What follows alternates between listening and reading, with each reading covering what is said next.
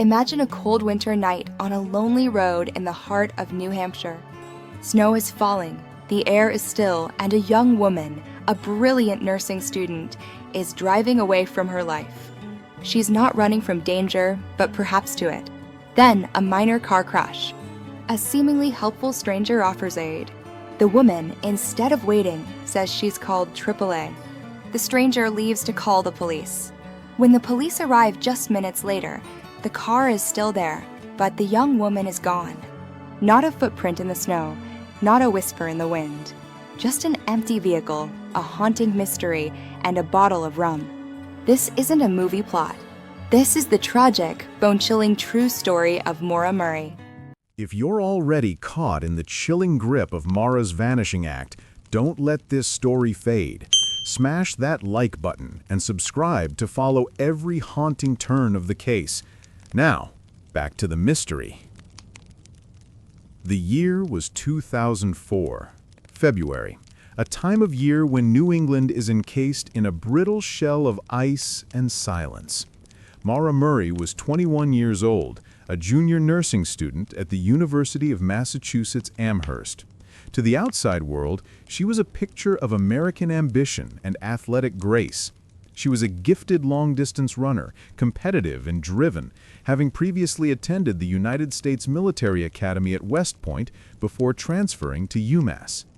This background, West Point discipline, mixed with the dedication of a nursing student, painted a portrait of someone fiercely organized, resilient, and utterly capable of handling herself.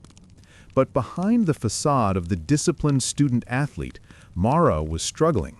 The pressures of academics, a demanding social life, and the emotional complexity of young adulthood were beginning to show cracks in her armor. Her relationship with her long-distance boyfriend, a fellow West Point cadet named Bill Rausch, was strained by the distance and Maura's occasional secrecy. Her academic standing, while generally strong, had recently encountered a stumble. The preceding weeks had been fraught with emotionally charged incidents, each one a tiny, unsettling tremor before the earthquake of her disappearance. The credit card incident, November 2003. Maura was caught shoplifting $6 worth of makeup from a store, a minor offense for most, but a significant, out-of-character lapse for someone with her disciplined background. The incident resulted in a deferred prosecution and a fine. The family strain. Her relationship with her father, Fred Murray, was close but complex. Fred, a Vietnam veteran with a direct, sometimes explosive personality, was Maura's biggest advocate, but their communication was not always smooth. The unsettling phone call, February 5, 2004. Just days before she vanished, Maura was working her part-time job as a campus security dispatcher. At 10:30 p.m., her supervisor found her visibly distressed, seemingly near tears, while on a phone call. When the supervisor asked what was wrong, Maura simply said, "My sister." The supervisor never pressed for details, and Maura quickly composed herself. No one knows for sure who she was talking to or what she heard, but this moment is a crucial hinge in the timeline, suggesting a severe emotional crisis. The beautiful lie began on a Monday, but the true disaster unfolded over the frantic, chaotic weekend before.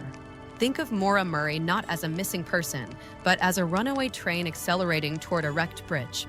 It started with the sound of metal tearing, Saturday night in Connecticut. Maura's father, Fred, clips a guardrail. A moment of stress, a brief shout, a hang-up phone call the next morning. Maura is already brittle, and this is the first crack. But then, the final hammer blow, Sunday. Maura is driving her father's new car, a gift, a source of pride, and she loses control. A sickening crunch. She hits something, maybe a utility pole, maybe a trash receptacle, and tears the front end off the Saturn. $10,000 in damage. A sum she could never pay. An insurance nightmare. A failure too monumental to explain. She doesn't call the police. She doesn't call her father yet. She hides the car. She hides the truth. This is the moment of her breaking point. The pressure cooker explodes. Monday morning. The clock is ticking toward her self-destruction. At 1 p.m., she executes the great escape plan. She crafts a chilling, calculated lie, an email to her professors claiming a death in the family. But no one had died. It was her old life she was killing off.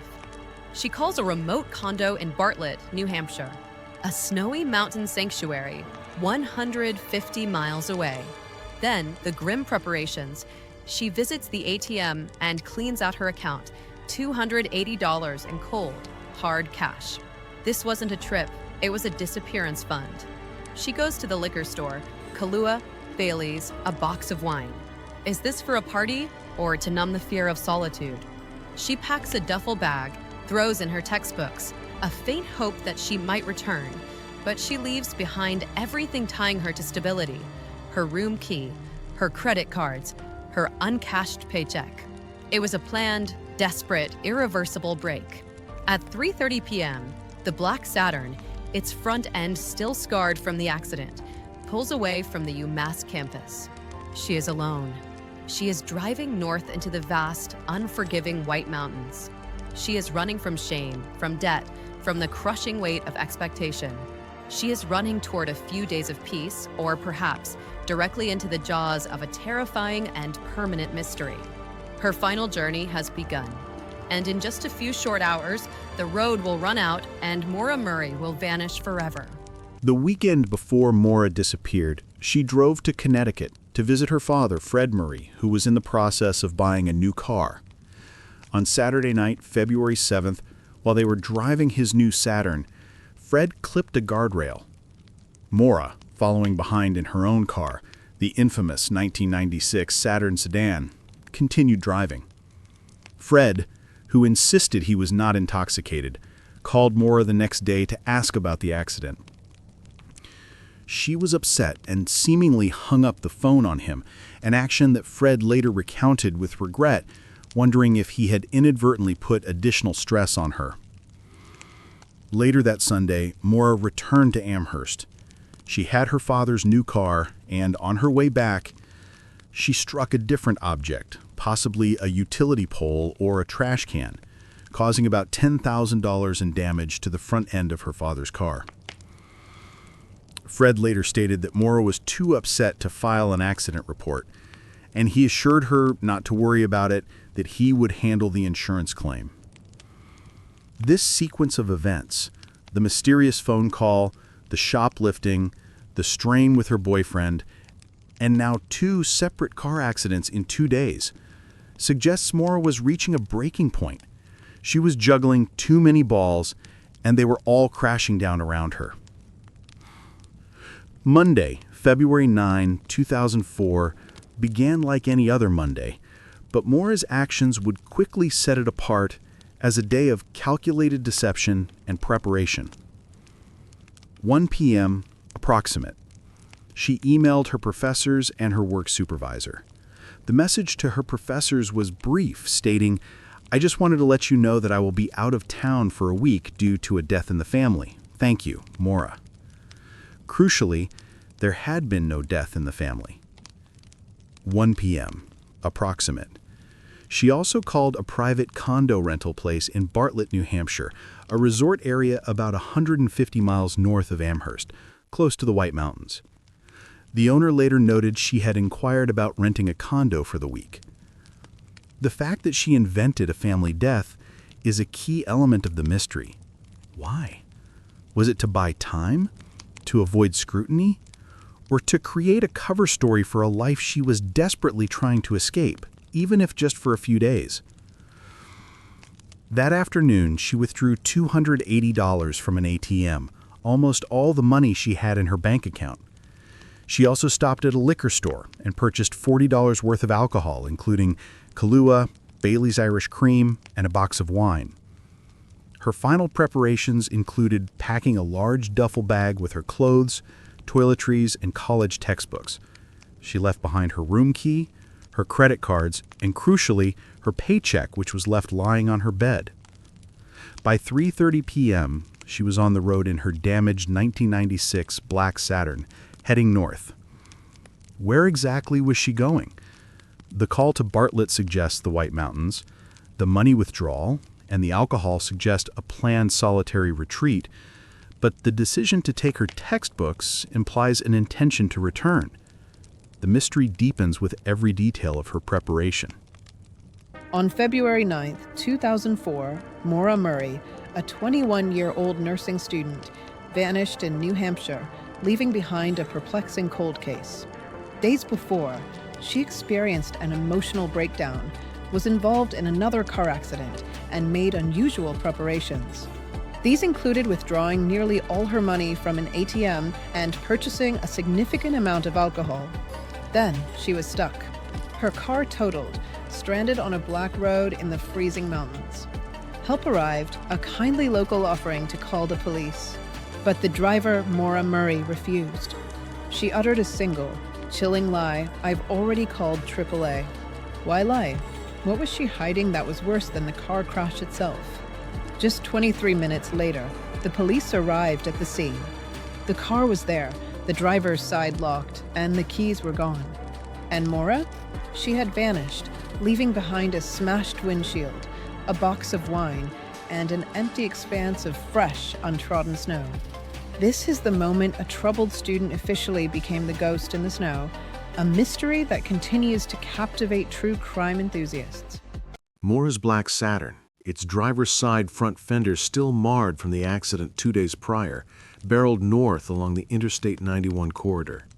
She was driving away from the familiar, toward the rugged, unforgiving wilderness of the White Mountains National Forest. This region, with its winding, isolated mountain roads, is beautiful but remote, especially in the thick of winter. For approximately 3 hours, Maura was an invisible ghost on the highway.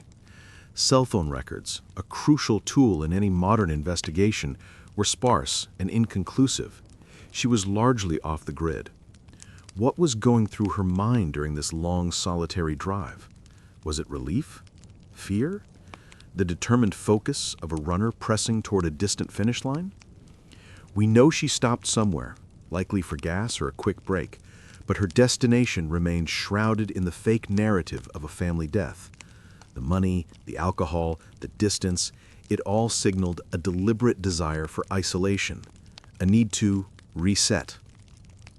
But her chosen destination, the isolated stretch of Route 112 or the Kankamagus Highway, is not known for easy access or casual travelers in February. The environment itself was a major factor.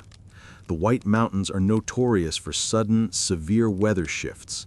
That night, the air was bitterly cold, and the ground was coated in packed snow and ice. This was not the time for a leisurely mountain retreat. This was a desperate escape.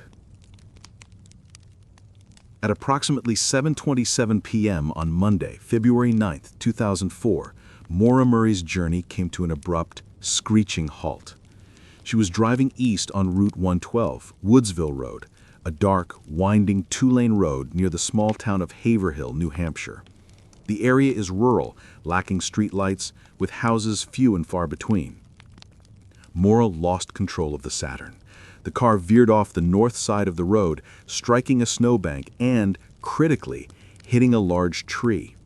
The impact was significant enough to render the car undrivable and, more importantly, shatter the windshield. The airbags did not deploy, but the structural damage was severe. The car was stuck, its nose wedged deeply into the snowbank. For Maura, this was a disaster. Her escape plan, whatever it was, had failed just 150 feet from the home of the last people to ever confirm seeing her. The moment of the crash was witnessed by several people, the most significant of whom was a local resident and school bus driver named Butch Atwood. Atwood lived in the second house from the crash site. Hearing the loud sound of the collision, he looked out and saw the black Saturn stuck. He immediately got into his own school bus, which he kept parked outside, and drove down the hill to offer assistance. The interaction between Atwood and Maura is the last confirmed, meaningful human interaction she ever had. Atwood approached the car. He saw the young woman behind the wheel. She was shivering, but appeared physically unharmed, though clearly shaken. He asked if she needed him to call for help. This was a rural area with limited cell service. Atwood, a local, was offering to call 911 from his home phone. Maura refused his offer. She reportedly told Atwood, "I've already called AAA," or some variation of this. This refusal is perhaps the most bewildering piece of the entire puzzle. Why would she refuse help from a kind stranger in an emergency situation? Theory A. The truth. Maura was lying. She hadn't called AAA because she knew her cell phone likely wouldn't work, or she was in a panic and didn't want the police involved due to the alcohol in the car and the hit and run she committed days earlier. Theory B. Fear.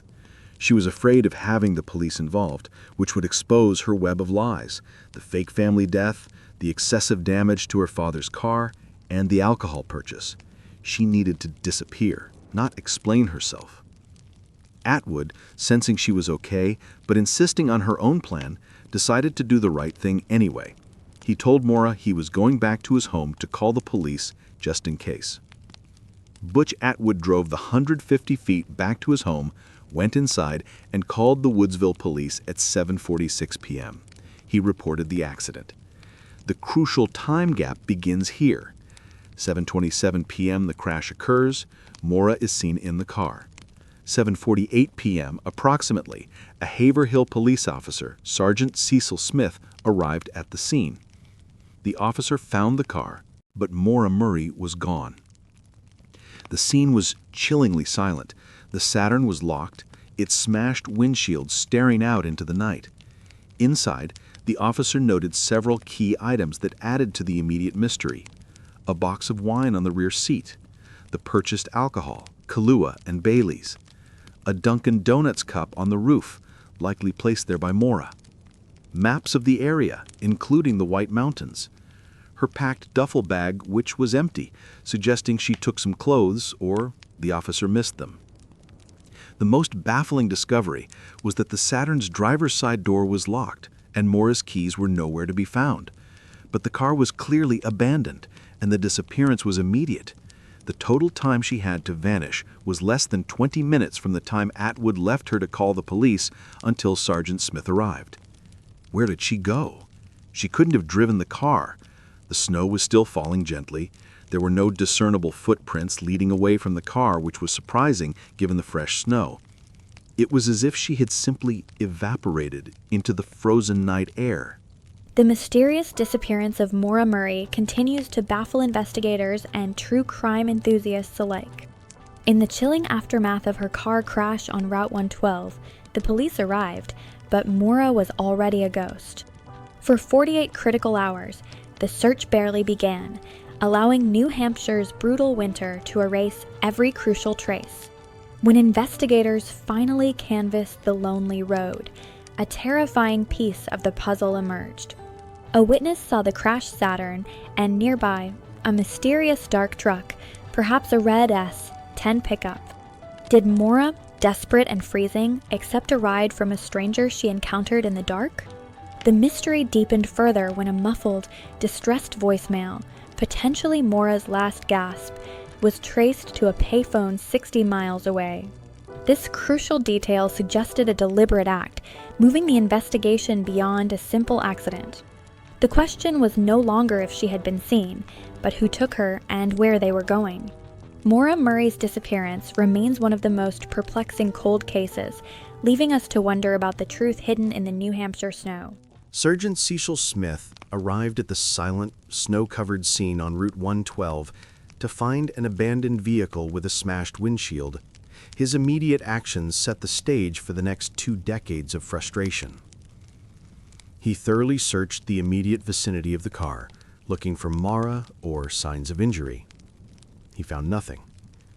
Given the damage, Smith initially assumed the driver was injured and had wandered off in a state of shock, possibly suffering from hypothermia, which causes disorientation. This is a common response in a trauma incident in the mountains. The contents of the car, however, painted a different picture than a simple drunk driving escape. A rag in the tailpipe. Smith noted a rag or a cloth stuffed into the Saturn's tailpipe.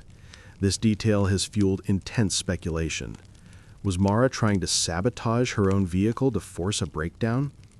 Was she trying to commit suicide via carbon monoxide? An improbable scenario given the open environment. Or was it a casual rag she used to clean the windows, which had fallen out of the trunk and she used to patch the damage? The consensus is that it was likely an effort to prevent the car from starting or an attempt to use the rag for something else, but it remains one of the more bizarre physical clues. The missing cell phone. Maura's cell phone was not in the car. It was either with her or she had disposed of it before leaving. The last known use of her phone was to check her voicemail around 4:37 p.m., hours before the crash. The unused alcohol. The bottles of Kahlua and Bailey's and the box of wine were found largely intact. While there was no formal roadside sobriety test conducted on Maura because she was gone, police noted no strong smell of alcohol in or around the car, discounting the theory that she was simply heavily intoxicated and had blacked out. The police determined the car must be towed. The next morning, Tuesday, February 10th, the car was opened and officially cataloged. The contents, including a laptop and the textbooks, reinforced the idea that she intended to return. But where was Maura herself? The initial search for Maura was delayed and disorganized, a critical factor that contributed to the enduring mystery. The Haverhill Police Department, serving a tiny rural population, was ill-equipped to handle a full-scale missing persons case. The case was not immediately treated as a serious disappearance. It was first logged as a minor traffic accident. It wasn't until Wednesday, February 11th, 2 full days after she vanished, that Maura's family was contacted. Her sister, Kate Murray, received the call. The family was devastated and immediately mobilized. Fred Murray drove straight to New Hampshire and began searching, often clashing with law enforcement over the pace and scope of the investigation. This delay meant that any tracks, scents, or immediate physical evidence that could have been found within hours of the disappearance were now erased by 2 nights of snow and freezing temperatures. During the investigation's initial days, a separate important sighting emerged. A local couple, driving home just shortly after the crash, reported seeing 2 things: Maura's black Saturn and a dark-colored vehicle, possibly a red Chevrolet S10 pickup truck, parked near the crash scene. More chillingly, another driver, also passing the scene just minutes after Butch Atwood left, reported seeing a person standing outside the Saturn. This person was not Maura, but a tall man, possibly smoking a cigarette, near the red truck. This is the evidence that immediately splits the investigation into 2 primary theories. Theory: the ride and the stranger.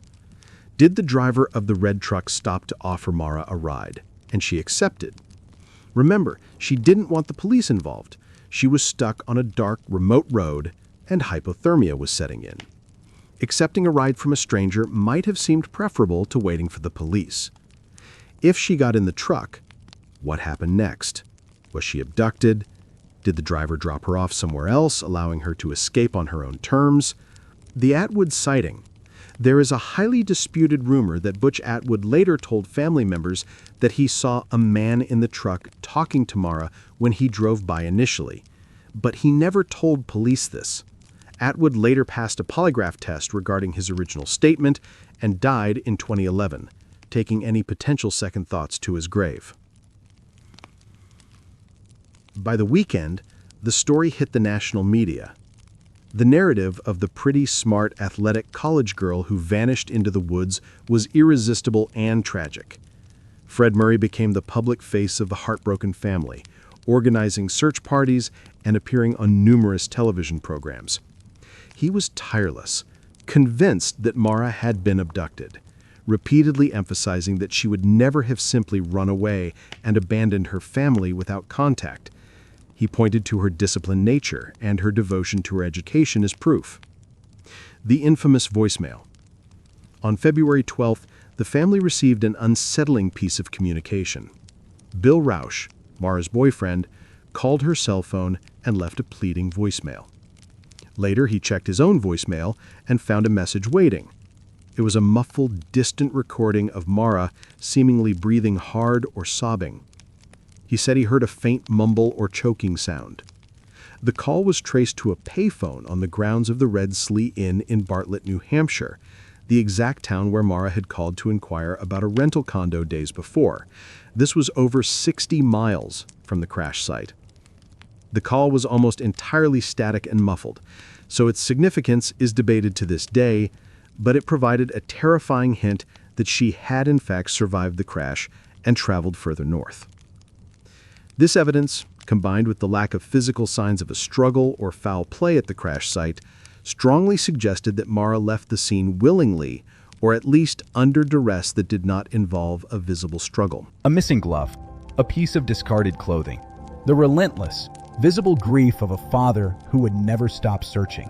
Maura Murray's vanishing act spawned three competing, horrific theories. Did she willingly run away? Did she succumb to the cold, lost in a whiteout panic? Or was she taken by a random opportunist on that lonely mountain road? 2 decades later, the evidence has led to countless suspects, endless speculation, and 0 arrests.